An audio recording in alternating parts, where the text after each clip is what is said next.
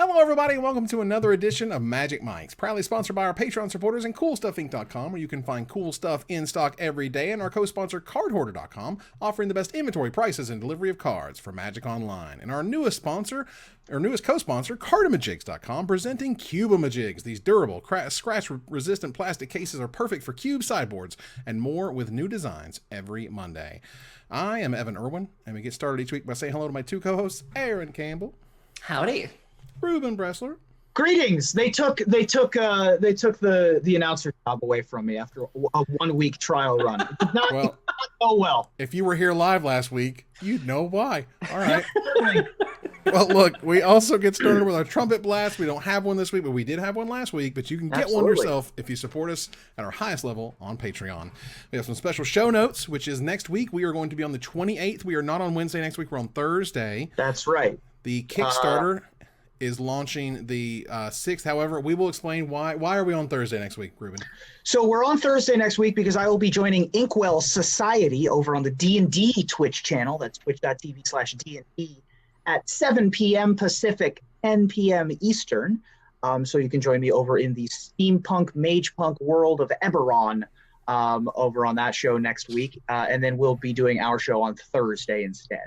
Absolutely. So the Kickstarter for the War of the Spark complete set review should be up on March 6th. That's a couple weeks from today. Great. The Kickstarter. And we'll be launching that on the show, right? Yes, on the show. Cool. The Kickstarter stuff from the Guilds of Ravnica complete set review should be going out either the end of this week or first of next. Again, if you haven't gotten your survey filled in, yada yada, do that already. Like, I got contacted by someone who supported us at like the super high level, so I'll we'll take care of those, obviously, no problem, but still, right, if you don't get your information in, I can't get your stuff, and then you're going to be totally pissed, and I don't like that. And we got to talk about what cool things we're going to do for the War of the Spark, but other than you getting pied in the face, what other special things are we doing for the War of the Spark? Yeah, so if anybody in the chat has suggestions, if there are neat little trinkets or tchotchkes that you want us to slap our logo on, let us know. We are looking for those ideas. Yep. Absolutely. And lastly, for the navel gazing, we are on Spotify right now. If you would rather listen to us on Spotify, I put the link in the chat. You can search for Magic Mics. You'll see us there. That's really cool. We already have some listeners who are like subscribed, which is really sweet. So please, if you like to hang out on Spotify as your audio app du jour, well, you can get Magic Mics there too. Absolutely. All right, so there is a $50 gift certificate to CoolStuffInc.com as our giveaway, ! Raffle. We'll get you into that thing. You get 2 entries if you're a sub because we love you. First pick, ladies and gentlemen. There's a lot of news this week, so we'll see if we can get as much. And it's not all bad, which is very refreshing. Right. Yeah. After last week of just like almost feeling beaten down by like just uncomfortable versus unfortunate versus is this negative versus big question marks, and I feel sad. They have told us how to qualify for the Mythic Championships and Worlds. There are going to be 4 Mythic Tabletop Championships and 3 Arena Championships. The paper pays out $500,000 and Arena pays out $750K a piece, and that's a lot. They explain how 16 players are going to make the World Championship. I'm not going to try to surmise too much of it. This is like, if you care about qualifying for the Mythic Championship, I can give you a few overviews, but I ain't going to go super deep in terms of like trying to be, this qualifies for this and this opening period for that and so and so and so forth. The point is, they at least have explained how you're going to get to the $1 Million World Championship. They have explained how you can both get there through tabletop and arena. We now no more have pro points. We have mythic points.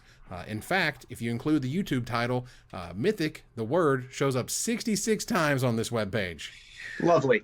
66. There's a lot of Mythic going on up in here. But, again, we do have paths to make it. They're talking about the top 1,000 in the Mythic range for Magic Arena will be able to play in an event on Saturday. I actually don't know what my rank is right now as I sit here. I was around 500 last time I checked. Nice. Well, there you go. So you would be qualified to play in this special Saturday event. And on Sunday, the top 128, or they'll get to 128 based on how the number win threshold is, yada, yada. Those people get to play in a Swiss tournament to determine who gets the slot.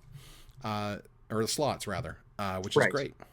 So there's a lot of information in there. I'm going to go ahead and put the link in the chat, and I don't think anyone can quickly surmise it other than saying that there's arena qualification paths, which at least we can more or less understand.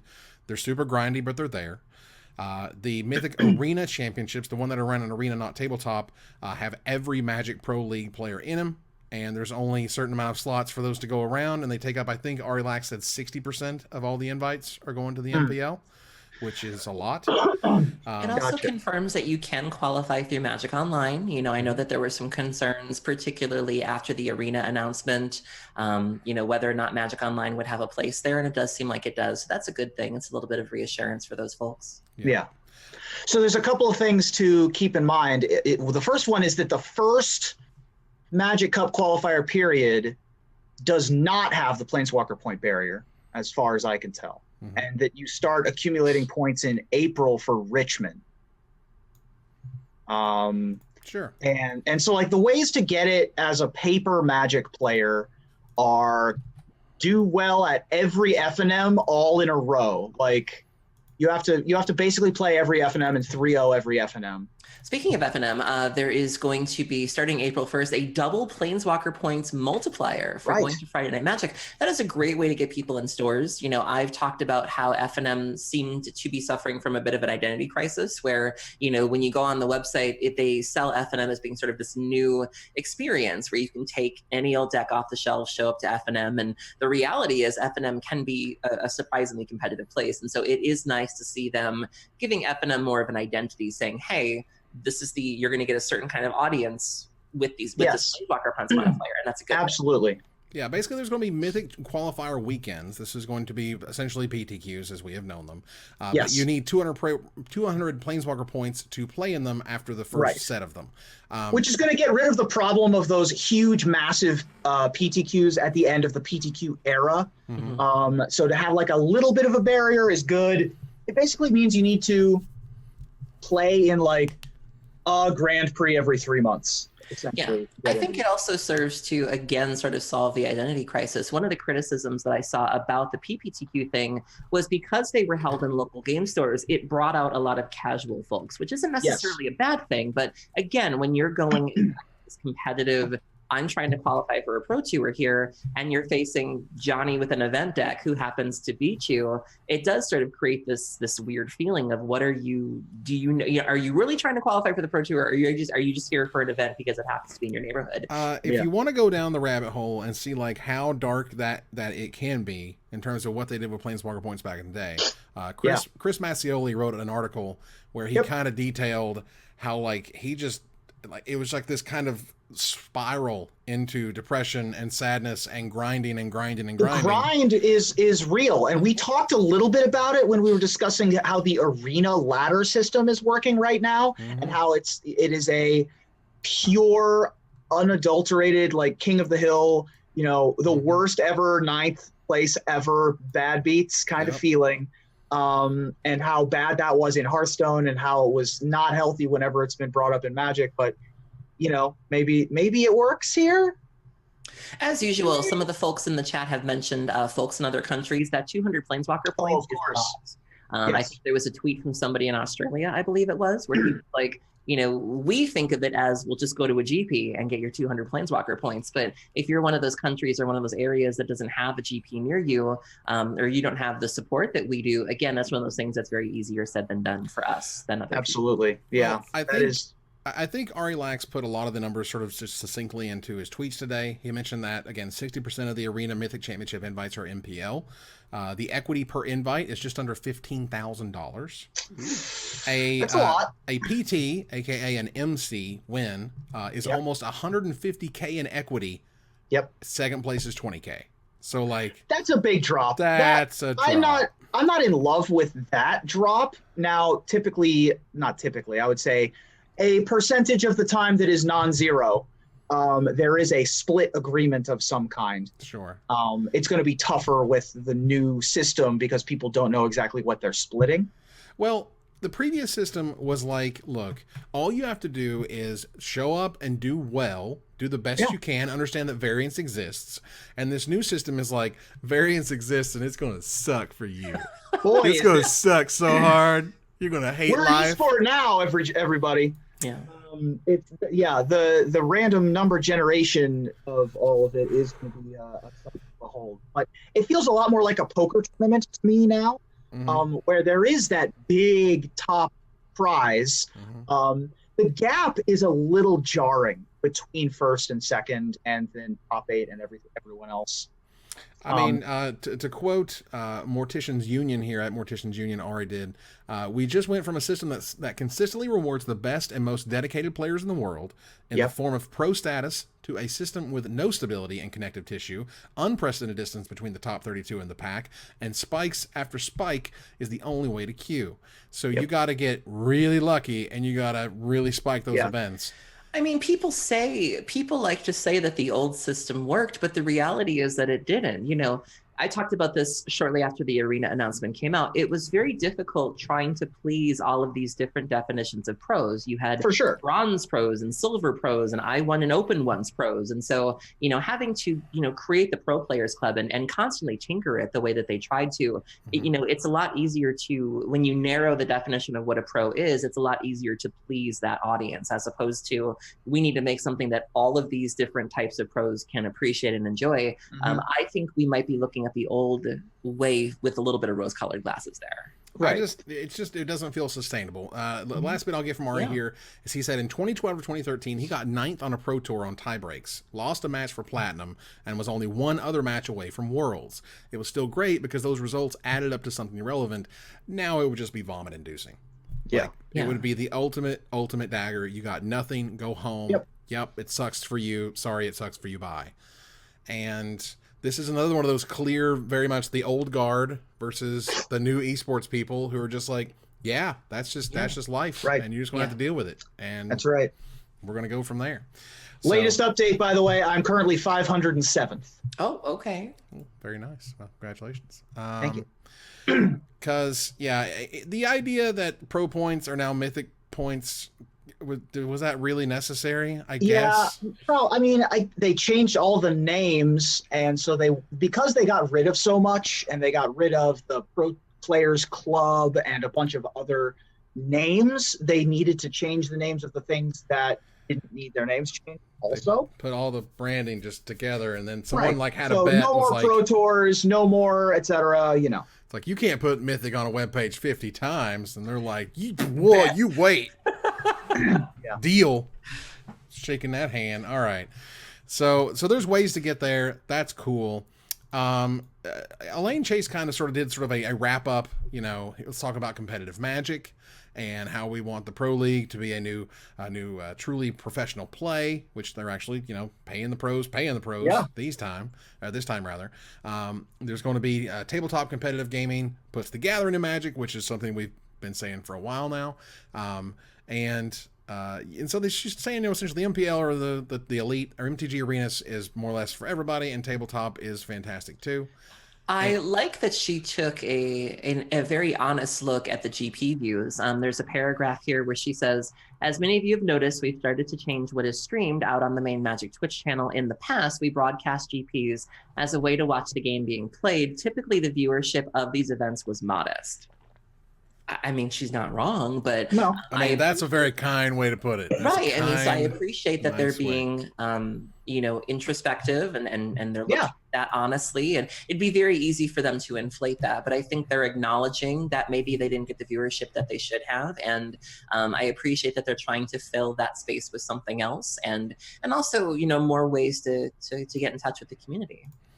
Yeah, I think that it's not wrong, and we're also experiencing the growing pains of suddenly being capital T, capital G, the game. We're suddenly the focus of attention.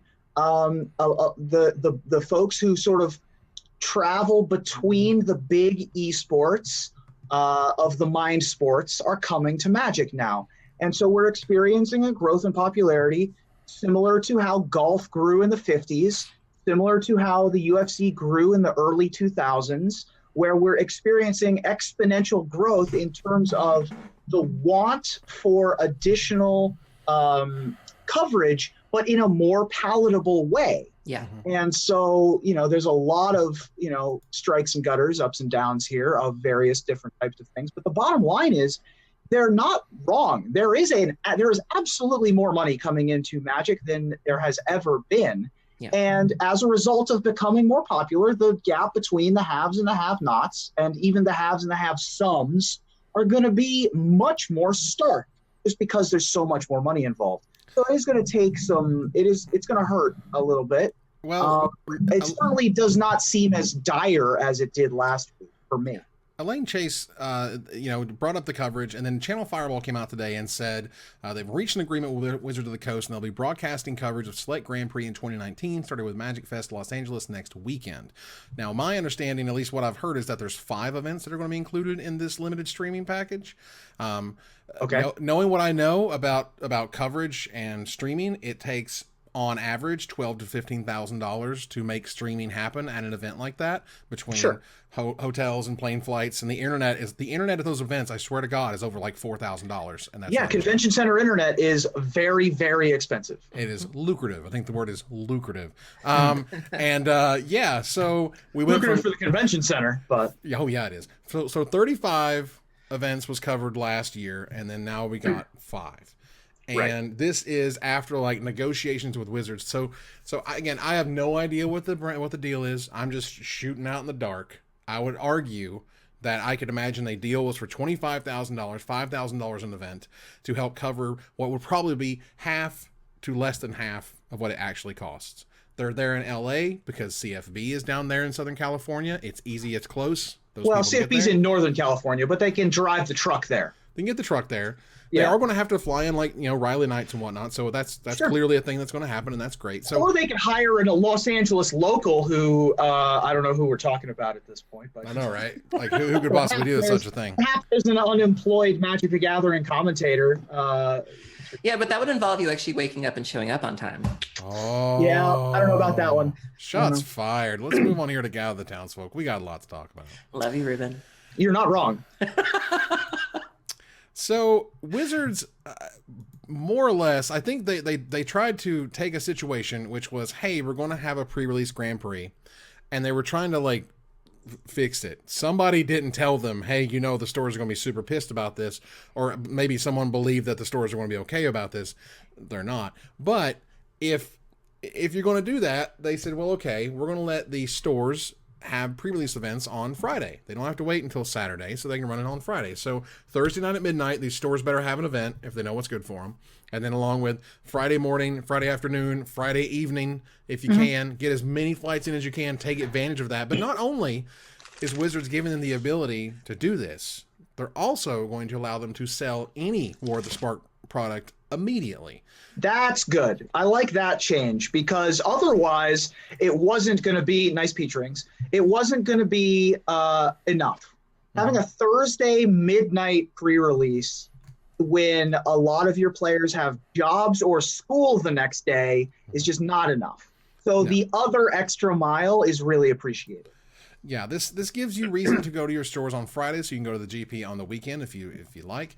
I also think, and this is something I sort of pontificated about on Twitter, which this to me is Wizards saying hey, what if we just released a set and it was just the release event and not a pre-release event? So you don't have pre-releases, you just have releases. Because one of the things they mentioned in that announcement that they said, they're trying this out for the EU or whatever, is that they said something of the tone of this is when you're the most excited about a set is on pre-release weekend. So now you can buy all you want. And so when you're the most excited about a product, do you want to stop selling it for 4 days and then start selling it again?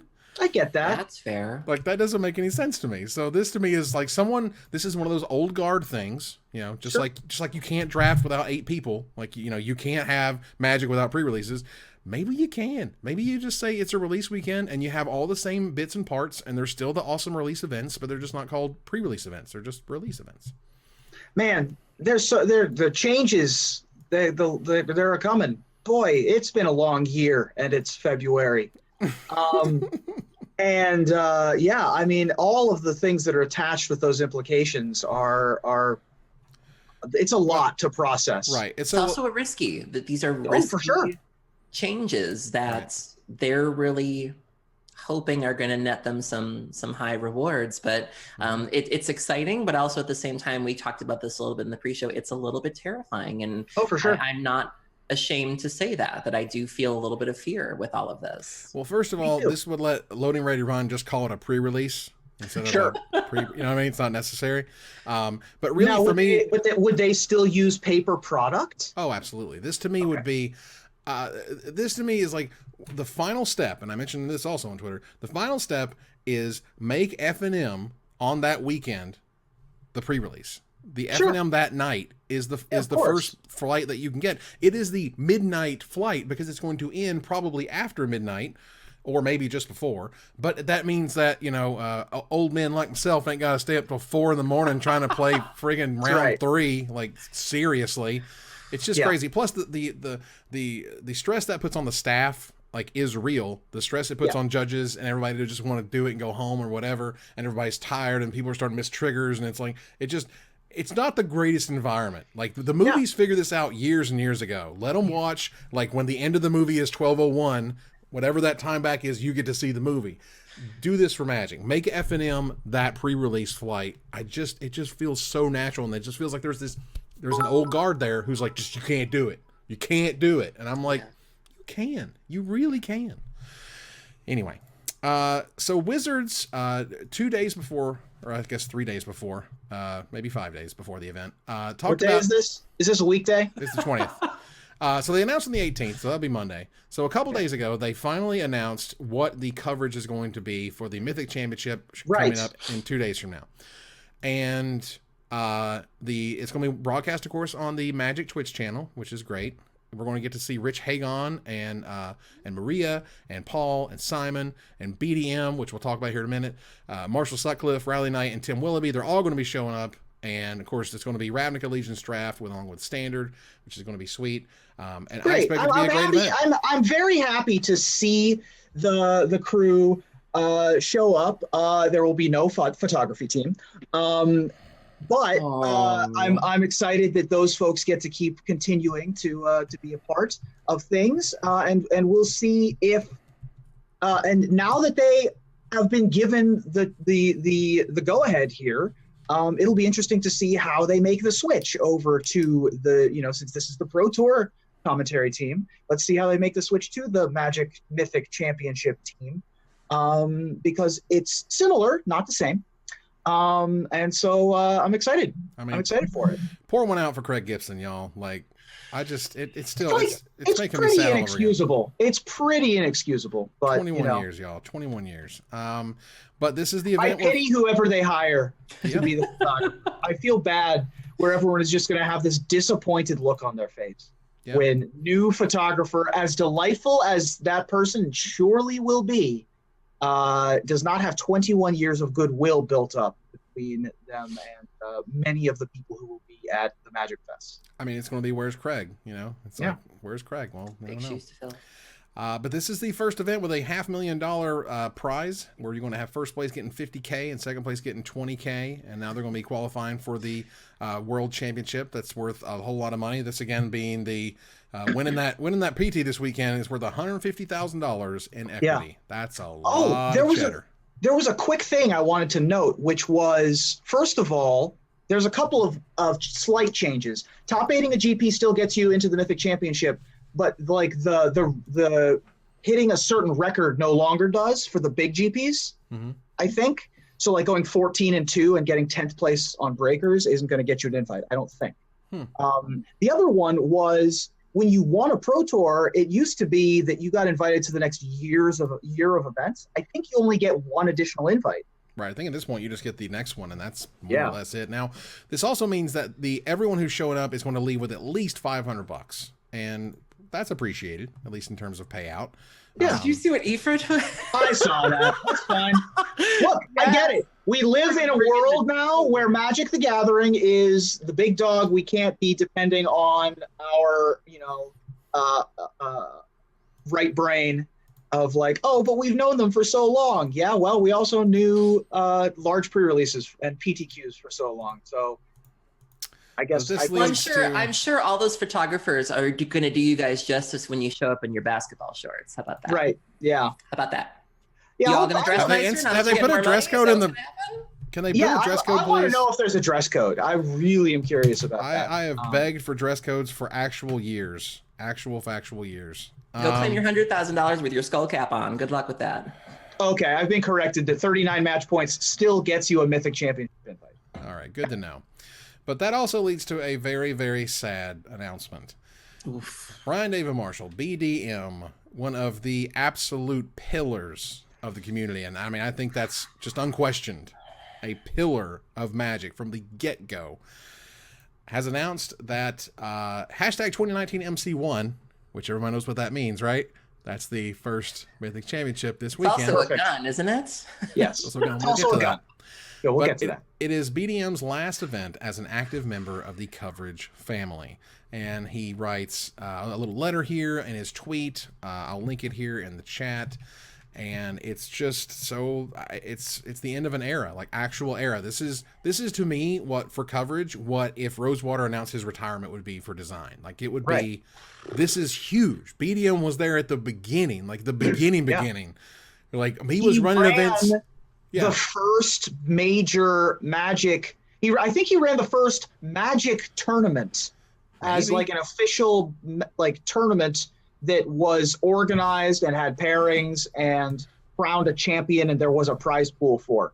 All I know is by the time the end of Sunday shows up, if you give a damn about Magic, there ain't gonna be a dry eye in the house. Like it's just no way for BD to have to give his final sign off and stuff like that.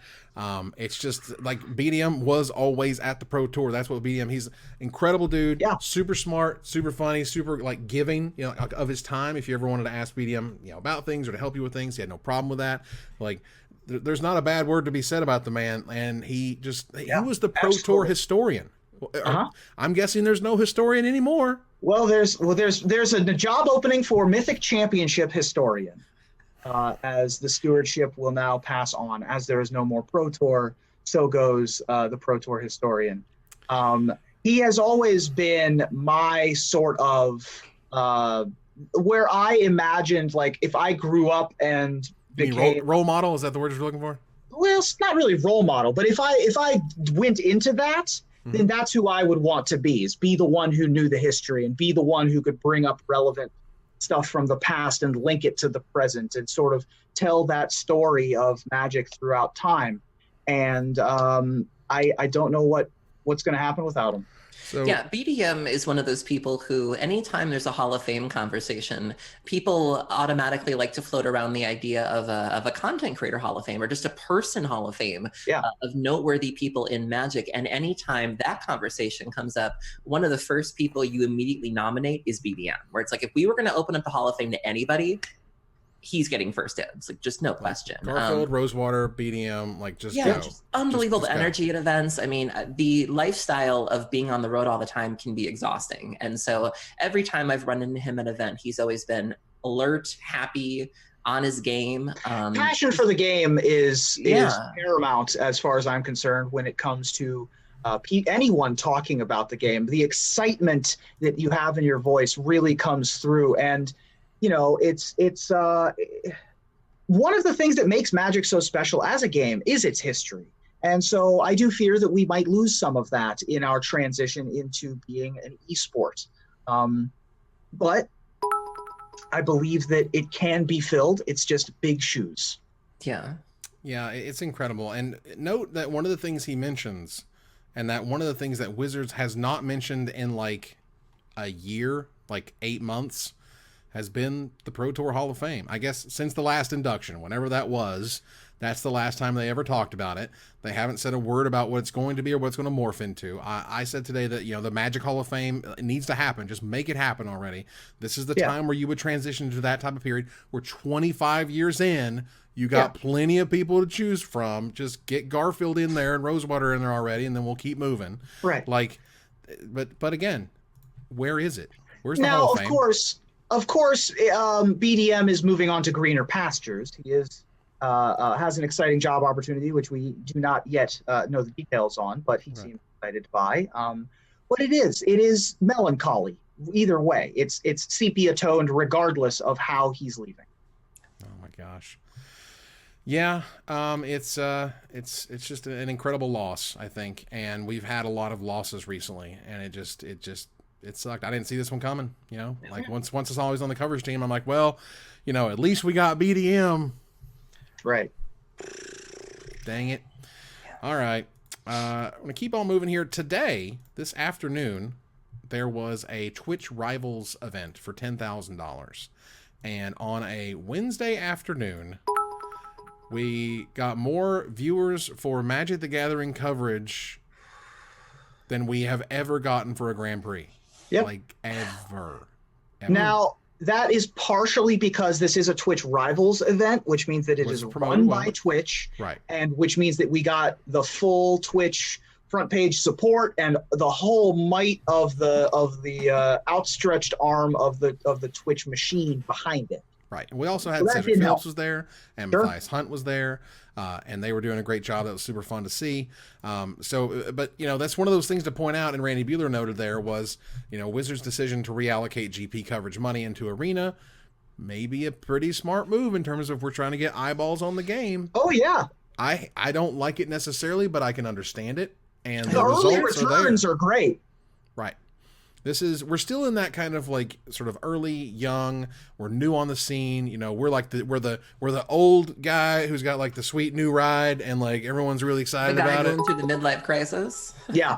Who happens to like throw out everything and get something, you know, get that hot sports car and ride around, you know. Magic midlife crisis. Secretary. Yeah. Okay. Mm-hmm. So we have the idea that essentially 25,000 people are watching Magic on a Wednesday afternoon is fantastic.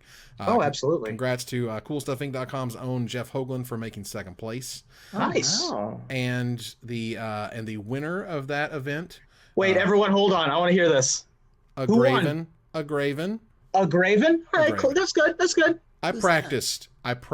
Plus, I don't know who a Graven is. Someone gave me the phonetic spelling in the Discord. That's what really happened. Who is that? Like, what is he? He's a foreign language player, so I'm not exactly sure what language he speaks. Okay. But he was killing it, which was great. I heard Amazonian top-aided too. Amazonian. Yeah. I think she made top 4. I want to say. She's great. Yeah. Yeah, she was super great. And she had like a different outfit for like every round or something. That's awesome. Yeah, it was sweet. But that was terrific, and congrats to all those who played, and I'm excited for more of those in the future. So it's crazy that we are this far in the show, and they banned a card, y'all. Yeah. The MTG Arena banned and restricted. After we did the show, like, weren't we speculating about which card was going to go, and then they proved us they broke the tie. Yeah, we talked about it, and the next morning, here we are on February 14th on Valentine's Day. Nexus of Fate is banned in Arena standard formats. It is not banned in traditional or specialty formats. What they want to say is it's banned in best of one. I don't know why they won't say best of one. I get it. You're being weird, Wizards, when you don't just say Arena Standard, aka Best of One, because that's how you explain it in the real world, not the official branded whatever. It's also in Duo Standard, so they had to hedge their bets there. Okay, and Duo Standard too. Either way, Nexus of Fate in a best of one match is often a miserable experience. Either they can loop you forever, they're roping you all to pieces, and you ain't got nothing to fight it. And in a best of 3 world, you got all sorts of things you can do to screw up that deck, but not in best of one. I heard they're starting to play it in Modern now too, and I'm like, good, perfect. I saw a legacy list with Cunning Wish for it to I'm seeing Wilderness and Reclamation in some legacy lists and some modern lists, and that card is busted. I want to know, Wizards, what's the story? What's the story behind that broken dumb uncommon? I know you didn't mean for it to be a broken dumb uncommon. Somebody messed up. I don't believe they actually intended that card to do what it does, if that makes any sense. Yep. Anyway, that said, Nexus of Fate is gone. I don't think anybody missed it. And I think Wizards also had the perfect fix for it, which if you had Nexus of Fates before they banned it, they gave you Mythic wildcards equal to how many Nexus Fates you had. So that was really cool. So win-win there, Wizards. I want to give you the wins. I really do. So good job. Way to crush it. You did a good job on that one. All right. Let's see. And also note, as you mentioned, it's banned at the Mythic Invitational because the Duo Standard is still technically a best of one format. Okay, but whatever. This past weekend, the Grand Prix, this was so random. This was in Memphis, is that right? Yeah. Nashville. I think it was Memphis. You're correct. Sorry. I'm pretty sure it was in St. Louis. But we wouldn't know because there's no coverage. There's no coverage. Really. It wasn't Memphis. So at GP Memphis quickly turned into GP Jackhammer, hashtag GP Jackhammer. And not in a good way. That is I was just going to say that's a spicy nickname. That's a heck of a one. But people were posting videos of the decibel levels, and like OSHA gets involved if it's greater than 90 decibels on average. And somebody had tested it for a minute and recorded for a minute, and it was at like 89. So they were doing heavy, crazy, loud construction right outside the hall, jackhammering, actual factual jackhammering. That's where it came from. And everybody was like stuck. You have all of these players, you have all these vendors, like Cool Stuff Inc. was there, and they're like, people just left. People just got up and got out of there. Like it was making people give them headaches and stuff. And so this is the type of thing that can literally be sprung on an event organizer. I don't think they called up CFB and was like, hey, we're going to be, doing some construction. This is the type of thing where A doesn't talk to B. They find out what's happening first thing in the morning, and then you probably struggled all day trying to fix the problem. This is where I see the scenario of like, the TO's got to call John Sasso at CFB. He's got to go call the event hall and like, chase somebody down on a Friday before they go home to try to figure out a fix for this problem that's going to come back the next day. The next day it was going to be there as well. Thank their lucky stars they don't have coverage, because that would have been awkward. But what they did was they eventually got a different hall. It was a smaller hall, but it was a one away from the construction, so everybody wasn't going deaf. And to their credit, they helped carry over the banners and stuff for the vendors. And I know this because we were a vendor. But so that was really cool. They also provided free breakfast on Saturday and I believe also Sunday to all of the players and the vendors as sort of a, we're sorry and we couldn't control it, but we tried to fix it. And pizza, very nice. Well, there you go. Yeah, this was a good move. Again, you mentioned having to think on your feet against very unique circumstances, very difficult circumstances, and this was definitely a win for them. I was very happy. Yeah.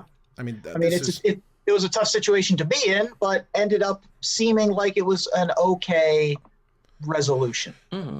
Being in that business before, let me tell you, it is not easy to get them to give you a different hall and like change the event setup and tables and chairs and like all this other crap that you don't think about, and security and whatever. Like to move event from here to here, like it probably did take them 8 hours to get that happen. To A, talk to B, to go down there and look at it and talk to them and so on. I mean, all these things have to happen. It's actually really impressive in many ways. They got it in one day, so that was really cool. Yeah. And for while the hall was a little bit smaller, that's not necessarily the worst thing in the world. You're closer to the vendors, you're closer to the side event signups, that type of stuff. Like it was all right. Another thing I really liked this weekend is the text coverage. They started taking these pictures of the players on top of their deck list, like superimposed in the deck list. It's this really neat graphic where they would post the deck list. It looked really nice, and then you would get to see the player next to it. And so I thought it was a really great way to do some star building, and I was very impressed with that when I saw that on Twitter. Very nice. Yeah. Quick shout out to longtime Magic content creator and character and streamer Jody Keith for winning GP Memphis with a really interesting deck too. Yeah. Black red mid range. And that win was very genuine. They posted a video of how happy he was, and you couldn't not root for him. It was pretty absolutely. He is just an absolute character. I mean, man, boy, do you lose something when you lose coverage, especially when Jody's running the circuits. Yeah, and literally he's playing Rakdos. Yeah, right. And from both what I've played and what some of my friends have played, it's like, how did Jody Keith win that Grand Prix? Right. Have you played with that deck? It's a little awkward.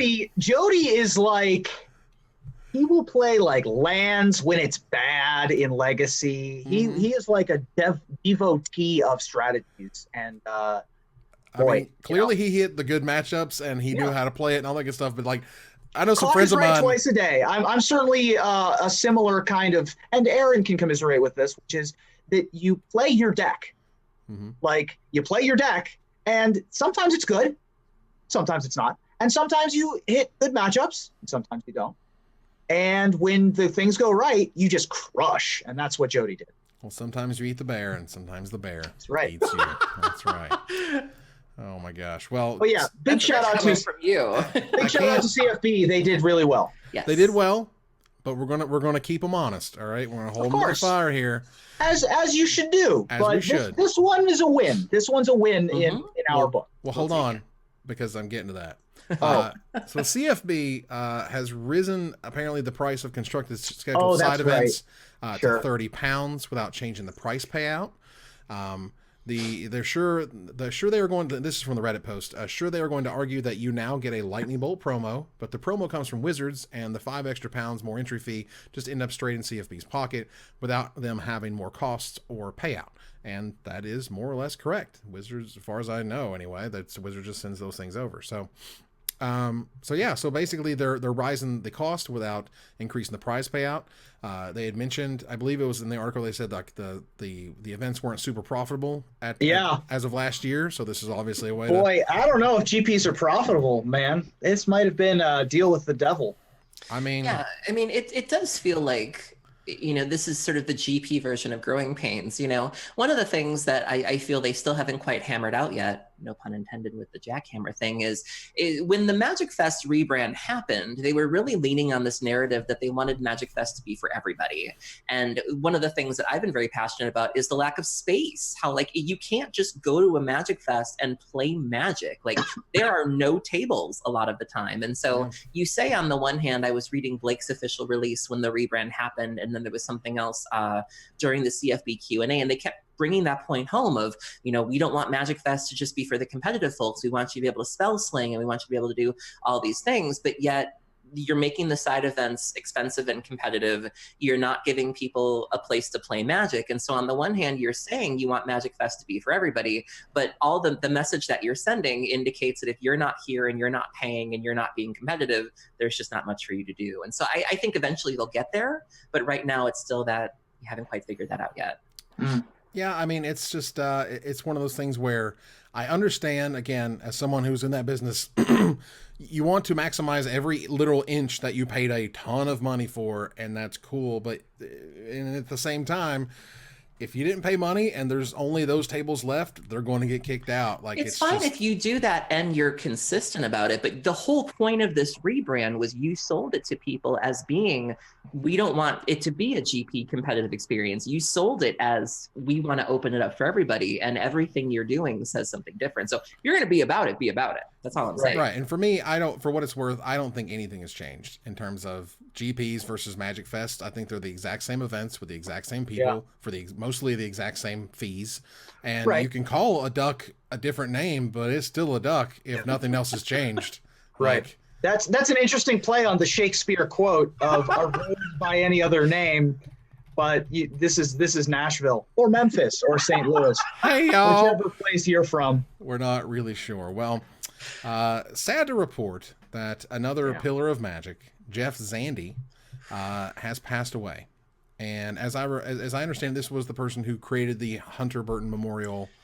I know that he played an important part in its organization. One of the founders, along with Hunter's family and the rest of the Texas mages, the guild mages. So he was part of organizing that event, essentially, which was terrific. He's been in the Magic community since 1996, so just a couple years after the game debuted. Has been there essentially nonstop.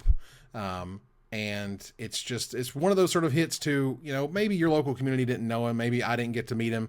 Maybe I met him once, I think. But regardless, he was known in the community. There was a reason that people are mourning him quite a bit. And there's lots of chatter online about how awesome he was. So there is sorry, I apologize. No, I was just going to say, I definitely dealt with a little bit of loss of my own this week. There was a friend of mine who I know through Chris, who I believe was in the chat. Our friend Alex Mythicc passed away this week as well. Young guy, couldn't have been any older than like 25, 26-ish, just had a baby. And so just kind of dealing with loss and how we take for granted that these people are always going to be here. When we go to GPs, there are people that you may not see every day, but especially if you're a grinder, you're going to go to this open and that person's going to be be there, or you're going to go to FNM and that person's going to be there. And it's so jarring when these people are not. And the way that we leave our fingerprint, our digital fingerprint, Alex has deck text, Alex has lists. We think of photos and we think of physical memorabilia, but you look at the other things that we leave behind, and it's like, wow, like it just makes you go back and rethink every interaction and cards and decks and events. There's pictures of us at events together, and it's staggering. Well, our own BDM, Brian David Marshall, said, "Hey, at CFB Events, when is the next MagicFest in Texas? A Jeff Zandi Memorial Tournament is a must for the Friday of that event." And they quickly responded, and this is fantastic. "We will be hosting a charity tournament in Jeff's honor at MagicFest Dallas on June 28th. Great. So, in addition, the Hunter Burton Memorial is going to be hosting a tournament on the Sunday, which I will be at. Good. Come say hi. Hell yeah. So he was the founder of one of the founders of the Texas Guild Mages, which is one of the earliest teams ever associated with Magic. So definitely a huge loss in the Southern Magic community. Legit MTG has also been reposting a lot of his articles, so you can go back and read some of the work that he's done. He's written for TCG Player as well, so you can go back and read some of the things that he said, and just a huge loss. Yeah. Moving on here to something a little bit more positive.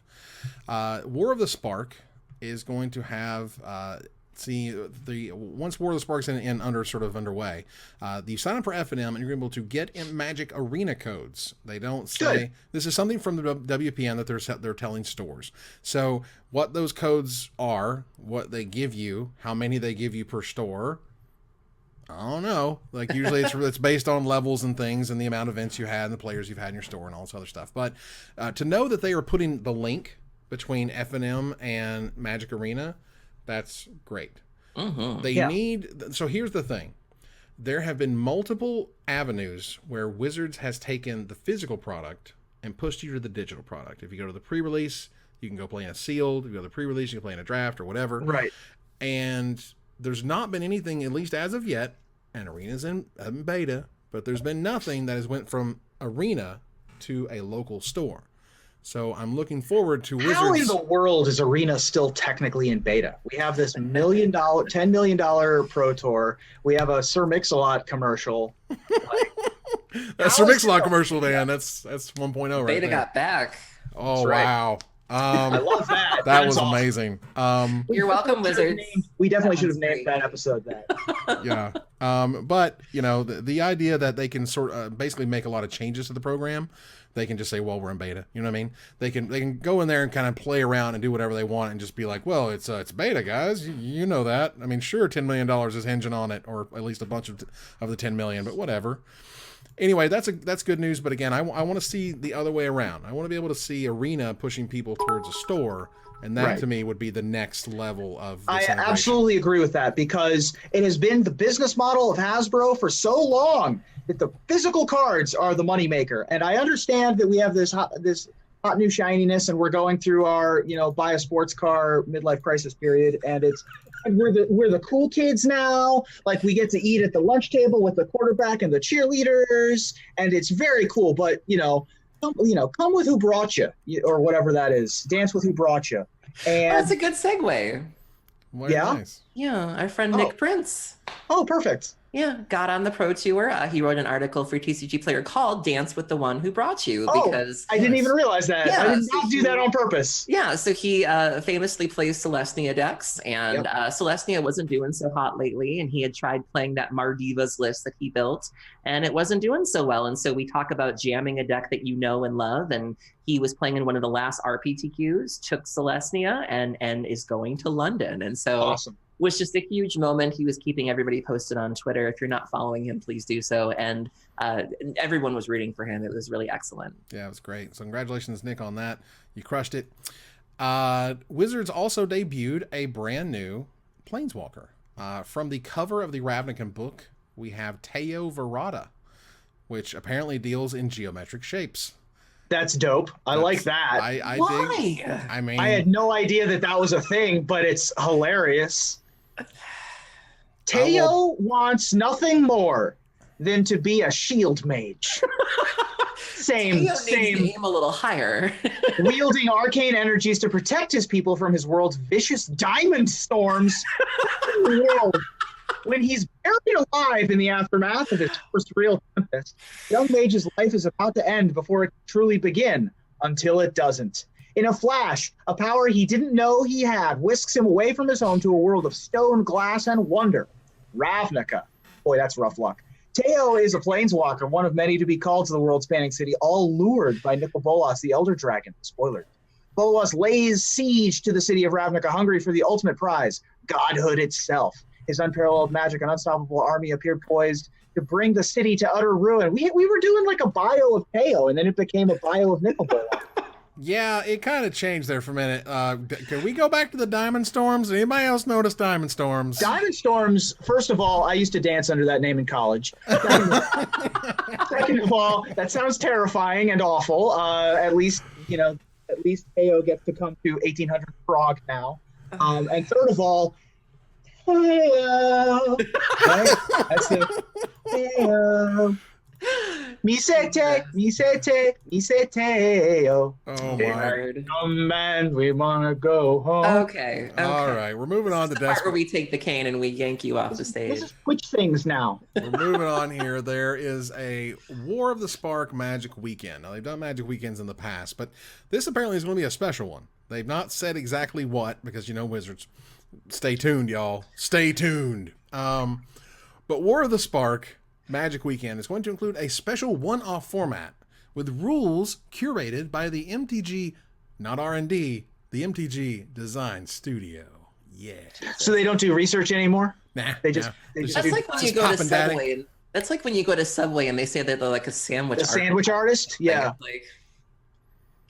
Okay, it's fine. You're not in R&D. You're in a design studio. I get it. Whatever. We're all rebranding. If everyone's going to rebrand, I want to rebrand too. Everybody gets rebranded. We're all naming each other everything. I want to be Laserhawk. That's my name now. Well, look, apparently stores that sign up to host this event are going to get a large event kit, including a poster, a set of 60 stickers inspired by War of the Sparks characters. I love stickers. Wizards. I messed with stickers one time. Do you remember there was a playoff in Paris for the Player of the Year between Guillaume Matignon and Brad Nelson? I remember those stickers. Well, we made stickers. First of all, this was during the Twilight craze, and I know you guys, Twilight, but it was a thing. And we had stickers made of Brad as, like, I think he was the werewolf and Guillaume was the vampire or something. Anyway, I'm looking for them. The point online. is, I would see if I can find them. Yeah, you should be able to find them. But either way, I was giving these stickers out. I was, because this was like, that was the promotion, was this big thing, and it was cute, and whose team you on and whatever. Players put them everywhere. Players put them in the bathroom. Players put them on the pillars. Players put them on the tables. And guess who was pissed off at Evan? The people who ran the Grand Prix were like, Evan, what are you doing? Stickers sound like a good idea until you give them to players and you go, oh my God, what have I done? Clearly, I don't want that to happen here. But if you're a store owner, you gotta keep it peeled, y'all. You gotta make sure that those people don't run around and slam it in the bathroom or stick it on the door outside or whatever, because then it just gets ugly and messy and awkward. I'm looking for them. I can't find them. I know I have some in my parents' basement. Yeah, like somewhere in a box in my closet, I've still got some around. Yeah. Either way, you also get a couple sets of promo cards. Here we go. I got it. All right, I'll post it in the chat. Post it in the chat. You two can see the cute little sticker things that we had made up. It was nice. Ultimately, the point is that A, they're going to do a special one-off format, which is neat, and B, I wanted to tell my sticker story. Okay. All right.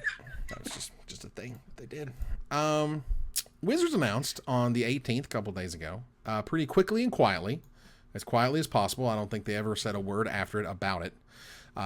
That moving forward, from War of the Spark moving forward, Wizards of the Coast will no longer be providing MSRPs, manufacturer suggested retail prices. Yeah, I thought this was going to be the story of the week a day ago. Yeah, we thought this was the hot stuff, but not so much. We're almost an hour in. And The MSRPs, first of all, there haven't been MSRPs, as I understand it, for quite a while in Europe or Asia. And I think in certain markets, they consider that price fixing because you tell them what you expect them to charge for it, but whatever. So this is more or less syncing them up to that. And far as I know, on the distributor side, nothing's gone crazy in terms of prices going up or down for the next set. Again, we'll see. But what I mentioned and explained on Twitter at the time was that this is a little scary in some regards, because now Wizards could, if they wanted to, not saying they're gonna, not saying they do, if they now have the option of selling to Amazon for price A, Walmart for price B, they could even say, we're going to sell to distributor number 1 for price X and distributor number 2 for price Y. And and in that agreement, you're legally bound that you can't talk to the other distributor about what price they're selling you stuff at. Like that's a thing that you can do. I'm not saying they're going to do that. I'm saying that when you've looked at other products that Wizards has more or less kind of, they've taken MSRPs off, and this is even Hasbro products. A better example would be Nerf, where I found multiple products where if you try to buy them from a toy distributor, they are more expensive than you find them on Amazon.com. And there's usually a reason for that. Amazon probably bought a whole ton at a very low price, or they just don't care, because the real threat to FLGSs in the world is Amazon, because they don't want to make money at retail. They don't care about making money at retail. And that is a huge monster point to understand. Amazon Web Services pays for the fact that they can burn businesses down. They don't care. Last year, the only reason that the only reason that D&D books have an MSRP is because the book trade requires an MSRP. Yes. You cannot go into the book trade with an MSRP, so that's why they still have them. But last year, I bought my Ravnica D&D book for $16. That's shipped, y'all. $16. That's ridiculous. Yeah. Stores can't buy them from distributors for that cost. Like, that's stupid. Yeah. And Amazon because don't Amazon care. makes their money elsewhere. Yeah, and they're getting market share. You're buying your D&D all of a sudden from Amazon. You're not buying it from the friendly local game store for so much more money. Like, right. There's just a level of scumminess. If like, please don't be the person who goes to your FLGS, finds something really cool, stands there and looks at it on Amazon, and like orders on Amazon and leaves. Like, it's just it really. At least go to the car. You know what I mean? Like, if that's really where you're going, it's rough, man. Please support your friendly local game store. Yeah, this is one of those. It's scary because it could hurt them if Wizards were to, go into certain business practices. I hope they don't. As far as I know, they haven't, and that's fantastic. So it's a thing. Wizards just kind of dropped it and ran, and we'll see if it affects anything moving forward. Note that there have been price increases on Magic that have not moved the MSRP. They've just made the distributors eat it. And don't worry, the distributors don't eat it. Your store eats it. They up the price of the distributor ups the price for your store. Your store can't really change what they're costing you, because the MSRP is the same. The official, we told the public what this costs, has not gone up. So why would you raise prices? And because they don't publicize that. Now prices can go up and have absolutely no notice of doing so. And again, can go into different channels if they so choose. That's the thing. Anyway, next up here, we have D&D Tale. Or I'm sorry, R&D Tales, not Design Studio Tales. We got to update D&D, that branding. Did I miss this? What happened? That's a branding mistake right there. Yeah, that's a rough one. But it's an experimental video series where Mark Rosewater sat down with Eric Lauer. And if you don't know who Eric Lauer is, he is just like one of the greatest game designers to ever live. Eric, you gotta... I know. I just clicked on the video and it's just like... It's fine. It's fine. What? Eric. Click on the video. Oh. It's fine. Eric is a smart dude who is like very smart, extremely talented, one of the most brilliant designers that's ever lived. Right. So they basically just sat down for a little under half an hour and just talked about Guilds of Ravnica. As I understand it, this was filmed around when Guilds of Ravnica was coming out. So they kind of go over the mechanics and how they changed and what they led off and what they gave him from like set design or like vision design and a set design, whatever they call it these days. The point is they gave him the set and he changed a bunch of it, and they explained why the changes are. And this is if you like to watch the sausage being made, and I love watching the sausage being made, I watched this and I loved it. Eric Lauer is a GOAT. He is the greatest of all time in terms of Magic developer, and it's not close. This video reminds me of the video when they were announcing Dominaria and they had Morrow with Richard Garfield. This video to me would make a great SNL sketch. Like Lauer just seems like such an exaggerated personality that I want someone to like. We got to get Ruben to be Morrow, but we need somebody to be like Lauer, and it's just begging to be a sketch. Like I got to go back and watch this because this looks fascinating for sure. It's great, and I really enjoyed it. And the way they explains it is, it's very sort of Eric Lauer is like, look, this was the goal, this was the design, this is how it works. I want you to have 3-color decks. Like white got more lifelink because Jeskai wasn't working. Like all of that stuff. If you care about any of what I just said, you will love this interview. And I like it too. Like I dig just watching Rosewater interact with people. I'll be honest. It doesn't really matter who it is. Yeah. He's just great to watch. And Eric's just trying to kind of keep up with that enthusiasm and excitement and Rosewater energy, Morrow. Whew, it's tough. Let's tone it down. Before we move on, since you referenced D&D and you referenced the sausage being made, I thought I would mention that not only is my show on Mondays, but right before the Broken Pact is Dice Friends, which is which is our friends over at Loading Ready Run who do their D&D show with Kathleen DeVere as the DM over there. Mm-hmm. And that show is about literally the sausage being made in Ravnica and the regulations therein, and having to go around and getting signatures from the various guilds. And I think that they have 6 of 10 now. And yeah, it's really funny. So let's go ahead and pour one out. As of February 14th, Valentine's Day 2018, they announced the official Magic Companion app, Magic the Gathering Portal. That app doesn't exist right now. That app was printed on the side of Guilds of Ravnica boxes. We're about to enter War of the Spark, and we have no Portal app. Now, look, obviously, you want to release it when it's done. But I think they've learned an important lesson to not count too many chickens if they haven't hatched yet, and you put Portal on the side of Guilds Ravnica. Yeah. It's rough. But pretty Wizards, awkward. I'm looking forward to it. If it does what they say it was supposed to do, it could be awesome. But I don't know, getting to 0 to awesome is going to happen anytime soon. I'm excited for this simply because I've been playing formats that tend to be unsanctioned more often than not, vintage and old school, middle school now. And so having an app that would allow you to organize those events or even smaller events, I think is really good. I'm with you. I'm anxious to see it, but where is it? Well, I mean, as Blizzard, or was it Blizzard who said something like, a bad game is bad when it comes out. A good game, it sort of stays good, but a bad game is bad forever. Like if they wait till it's good and they release it, we're not going to pay attention to the fact it took another year to come out. We're just going to be like, wow, this thing is awesome. Everybody has it and everybody uses it and blah, blah, blah. But if it comes out and it's crap, then we denote that it's crap. Everyone gets angry they waited so long. Everyone just makes the butt of jokes, and then we just move on and nobody uses it. So of those two scenarios, I would rather have the first one. Friendly notice to those who are going to events. Double check, and I mean double check, the event and the time it starts. A friend of the show, Matthias Hunt, who was also at the Twitch Rivals event today, tweeted out about 3 or 4 days ago, you would think that Pastimes RPTQ started at 11 because he has a screenshot of it saying 11 a.m. But apparently if you were to click through that event on, I guess it's Facebook, or maybe it's the website that Pastime has, at that point it said, oh, hey, by the way, it's 10 a.m., not 11 a.m.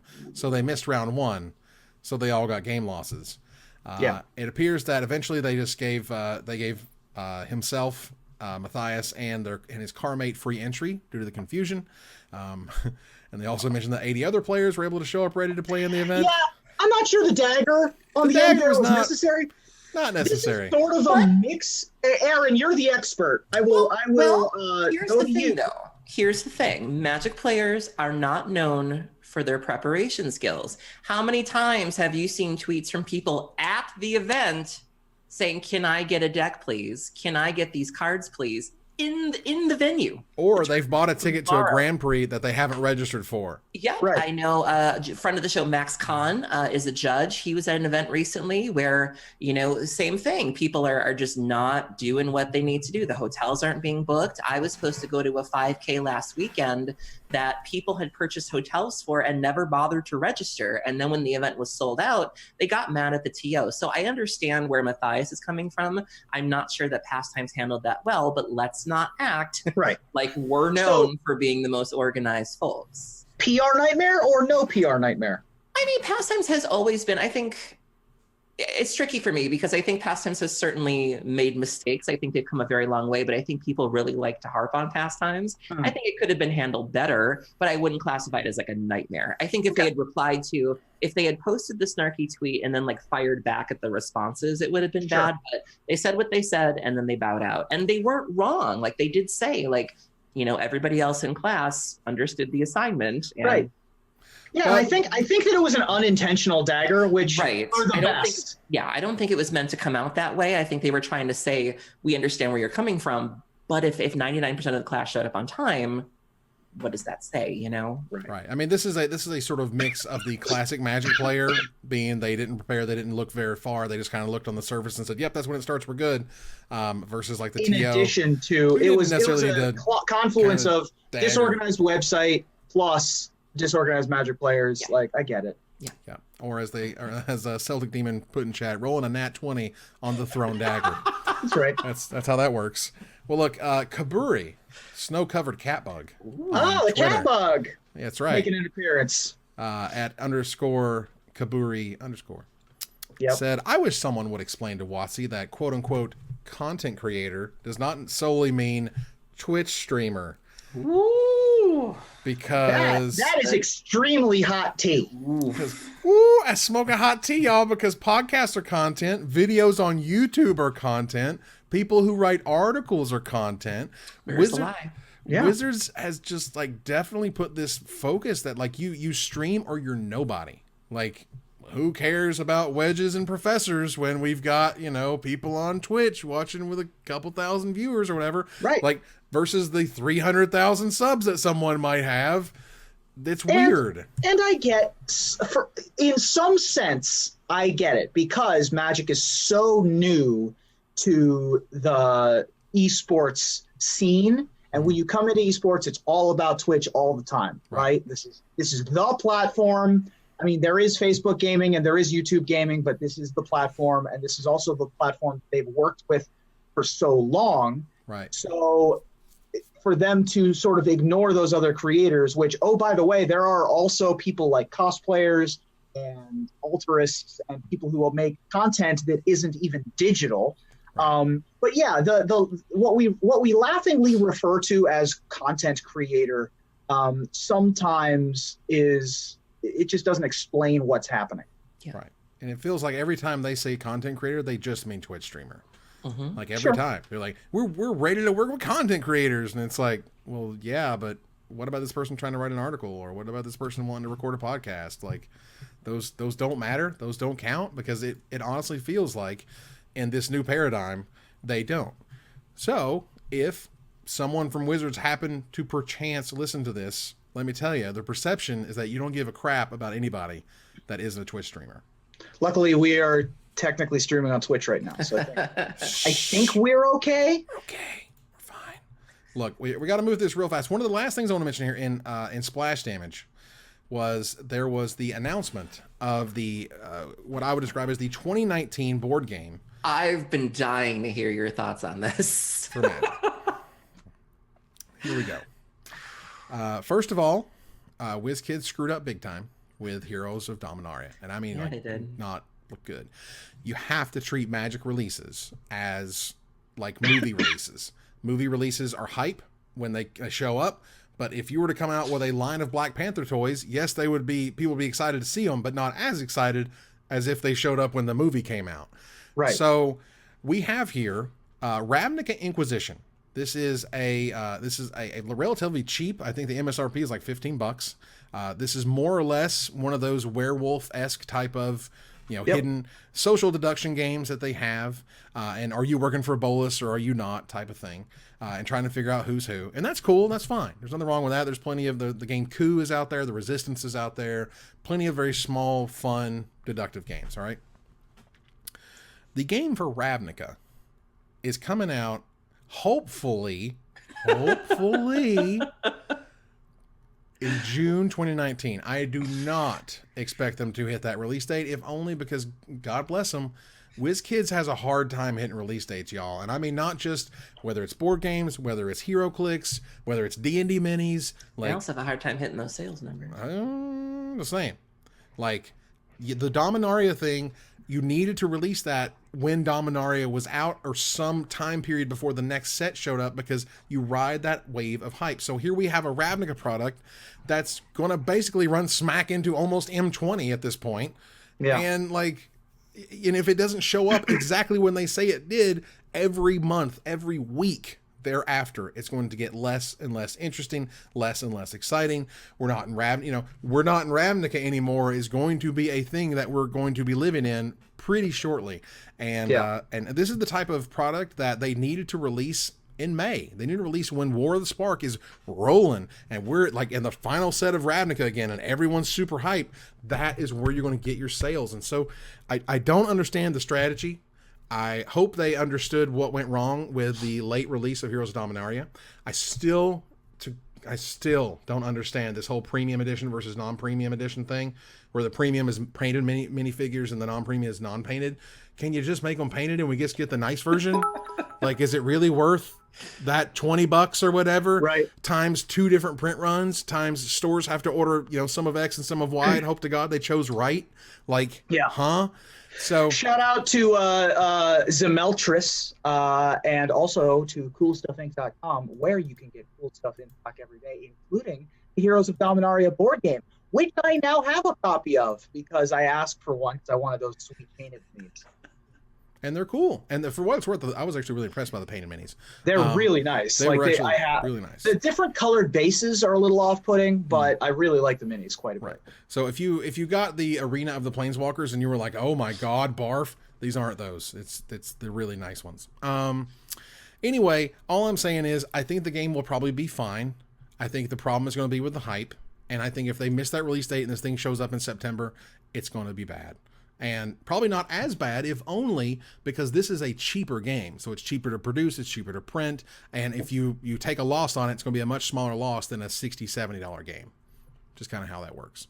So good luck to them on that. Let's go ahead and give away or talk about our thanks before we we'll do that. Let's go ahead and do the giveaway. Let me pick a winner. Here we go. 3, 2, 1. Congratulations to VDog2. What's up, VDog? What's up, VDog? You are the winner. Congratulations. Please whisper Miss Original Ostress, and she will Estrus, and she will get your. Holy hell! You know what? He can say Guillaume Matignon, but Estrus just goes right over his head. A little too much. MTG Pack Foils resub for 5 months. Thank you very much. She says 1, 2, 3, 4, 5th. It's my 5th month, y'all. Hashtag 5 months. That's right. Working on the 5thness. Thank you. Nice. MTG Young Mage, friend of the show, resub for 10 months, and still going strong. Young man, what are we going to do with you? Thank you. Captain Harlock 13, resub for 3 months. Thank you so much. Chef DMMD, resub for 5 months, saying ready for the big bundle of words from Evan tonight. I hope I provided them to you. If you want to hear Evan say more colorful words, you have to subscribe to the pre-show. That's right. Oh, the Patreon. Yeah, I should put a link to before we go away. There you go. Mr. Lubufu, subscribe via Prime. Thanks, man. Joe the Marrow has subscribed via Prime. Let's see. Martin Casa. We always remember how to say your name now. That's right. It's resub for 10 months. Mythic resub, as he mentions. Draco Lucian, resub for 5 months. Thank you so much. And Droopy Koopy, resub for 7 months. Another great stream. Love you guys. Shout out to Aaron, my fellow Wisconsinite. Oh. Hey, girl. Hey, I see you. That's repping great. The cheese. That's fantastic. Ruben, you want to talk about our bit givers? I certainly can, and I can do them in fanciful voices if you'd like. I don't have the comments for the bits, so if you do you have those? I do have the comments. So if you want to name them off, if there's a comment, I will add it. Those I'll say keep going. So I'm feeling like I'll do my super old man Thank you to the P-Lot for 2 bits. Komodo Drake for 5 bits. House of Shadow, 69 bits. Nice. Pog, I get it. PogChamp 69 tax returns plus Patreon equals Trumpet Blast. Lol. Perfect. H2O Happy Dude, 79 bits. Smill Cows gave us 250 bits. Thank you, Smoke Mario House. Kesa gave us 276 bits, which is a multiple of 69. Yes, it is. It's 69, 69, 69, 69. Didn't see House of Shadows around, so he had to take over his normal bits. There you go. Sexy Soy, 300 bits. 500 bits from the Celtic Demon. 1,000 bits. Oh my goodness. From the MTG effect. And 1,500 bits from Draco Lucian. Draco Lucian. Wow. So much. Draco Lucian says Wizards has this board game timing down. Evan needs to work their board gaming department to get them on track. And also Code Eternal sneaking in right there at the end with 100 bits. Yay. My throat hurts just listening to you. Yeah, man. Like, I you're love making that me feel voice. bad. I love doing that voice. It's one of my favorites. That's incredible. Well, look. I'll have to do it in my Rich Shea voice one of these days. Yeah. We are going Have you to... heard my Rich Shea impression? Vaguely. I think Okay. you did it in a pre-show one time. Yeah, I do a pretty decent. VSL seemed to like it yesterday, so. Nice. Nice. We're going to turn the corner here to the finisher.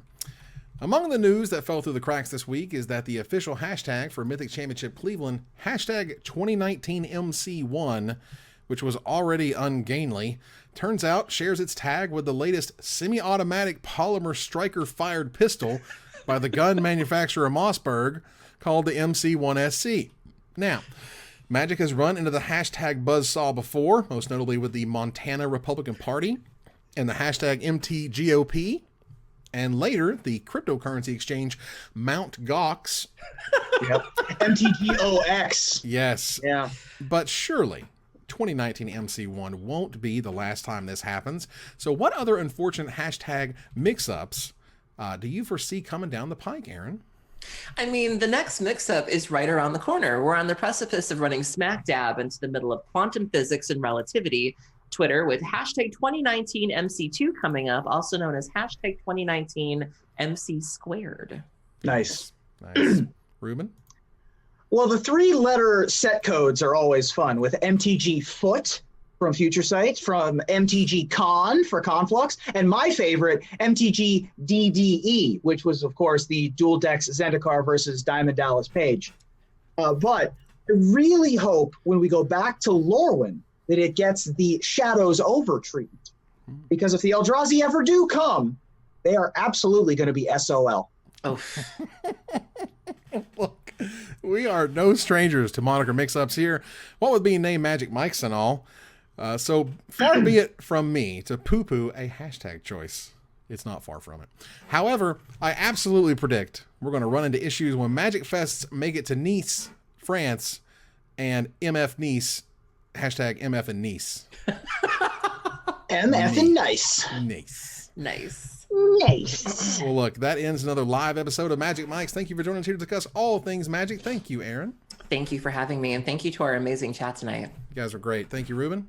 Thank you very much for having me once again. Thank you to all of you for coming. You're hurting me. You're hurting me with that voice. And we move to our final slide. I want to thank our sponsor, CoolStuffInc.com, our co-sponsors, CardHolder.com and CardamaJigs.com, my co-host, Aaron Campbell and Ruben Bressler, you guys for watching and listening, and hope you support us at Patreon.com/MagicMics. Please follow, like, tweet, favorite, share, subscribe, do everything social that tells people we exist. Catch us online on our Discord, on Twitch TV at Magic Mics, on Twitter at Magic Mics Cast, our Magic Mics subreddit, and like the Magic Mics page on Facebook. Talk to us privately at MagicMicspodcast@gmail.com. Follow the audio-only podcast at MagicMicspodcast.libsyn.com, or find us on iTunes, or find us on Spotify, or join us here next week. Same time, same place for another episode of Magic Mics. Good night, everybody. Good night, everybody. Sweet.